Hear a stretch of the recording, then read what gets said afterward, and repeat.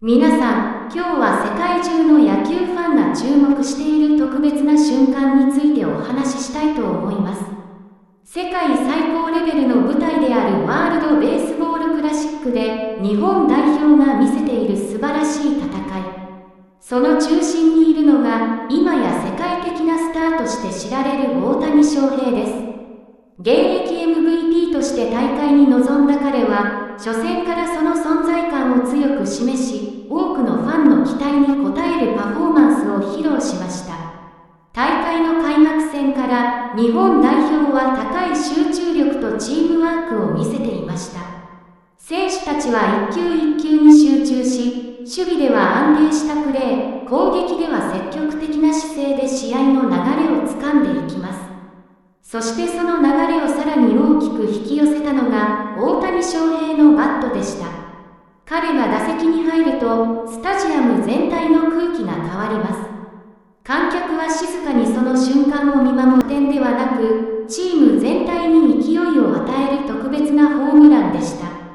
このホームランによって日本代表の攻撃はさらに勢いを増していきます。次の打者たちもその流れに乗り、ヒットやタイムリーで得点を重ねていきました。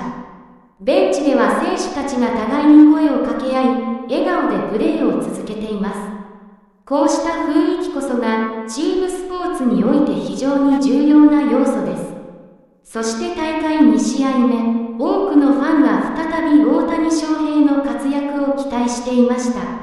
彼はその期待を裏切ることなく、再び特別な瞬間を生み出します。試合の中盤、チャンスの場面で打席に立った大谷は落ち着いた表情を見せていました。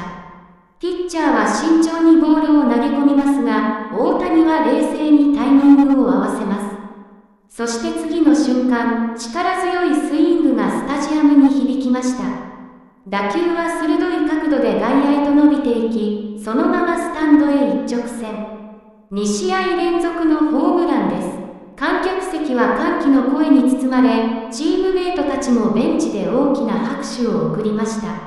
世界大会という大舞台で2試合連続のホームランを放つその姿は、まさにスーパースターそのものでした。大谷翔平の魅力は、ただホームランを打つだけではありません。彼のプレーには常にチームを引っ張る力があります。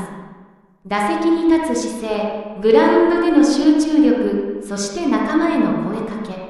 そのすべてがチーム全体の雰囲気を良くし、選手たちのパフォーマンスを高めていきます。日本代表の選手たちも大谷の活躍に刺激を受けながら、それぞれの役割をしっかりと果たしていました。打線はつながりを見せ、守備では確実なプレーを続け、投手陣も落ち着いたピッチングで相手打線を抑え込みます。こうした総合的な力が日本代表の強さの理由です。試合が進むにつれて、日本代表のリズムはますます良くなっていきました。観客席からは大きな声援が送られ、スタジアム全体が日本チームを後押ししているようでした。選手たちはその応援に応えるように、最後まで集中